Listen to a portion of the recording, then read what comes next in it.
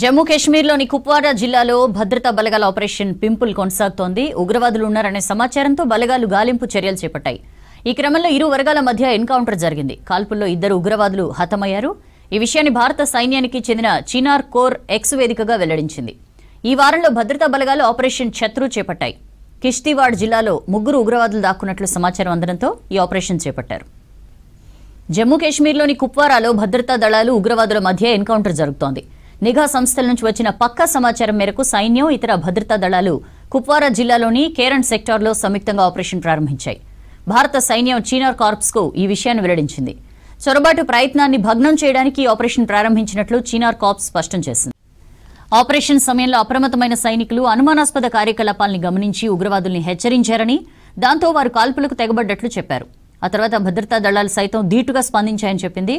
ఉగ్రవాదులను భద్రతా బలగాలు చుట్టుముట్టాయని, ప్రస్తుతం సంఘటనా స్థలంలో కాల్పులు జరుగుతున్నాయని, అదనపు బలగాలను మోహరించినట్లుగా చీనార్ కార్ప్స్ వెల్లడించింది.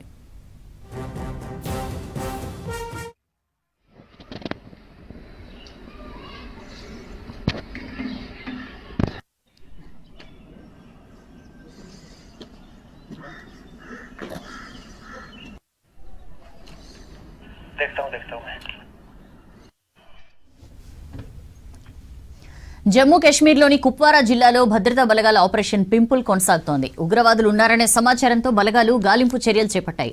ఈ క్రమంలో ఇరు వర్గాల మధ్య ఎన్కౌంటర్ జరిగింది. ఈ కాల్పుల్లో 2 ఉగ్రవాదులు హతమయ్యారు. ఈ విషయాన్ని భారత సైన్యానికి చెందిన చినార్ కార్ప్స్ ఎక్స్ వేదికగా వెల్లడించింది.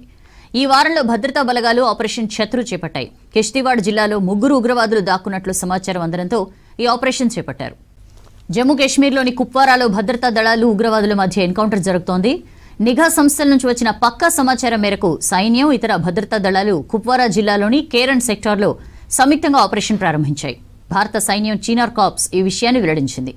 చొరబాటు ప్రయత్నాన్ని భగ్నం చేయడానికి ఈ ఆపరేషన్ ప్రారంభించినట్లు చీనార్ కార్ప్స్ స్పష్టం చేసింది.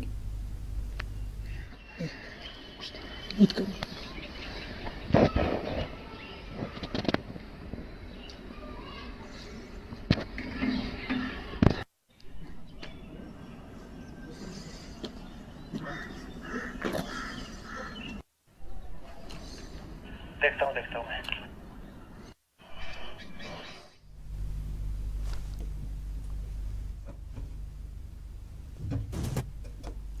ఆపరేషన్ సమయంలో అప్రమత్తమైన సైనికులు అనుమానాస్పద కార్యకలాపాలను గమనించి ఉగ్రవాదుల్ని హెచ్చరించారని, దాంతో వారు కాల్పులకు తెగబడ్డట్లు చెప్పారు. ఆ తర్వాత భద్రతా దళాలు సైతం ధీటుగా స్పందించాయని చెప్పారు. ఉగ్రవాదుల్ని భద్రతా బలగాలు చుట్టుముట్టాయని, ప్రస్తుతం ఘటనా స్థలంలో కాల్పులు జరుగుతున్నాయని, అదనపు బలగాలను మోహరించినట్లుగా చీనార్ కార్ప్స్ వివరించింది.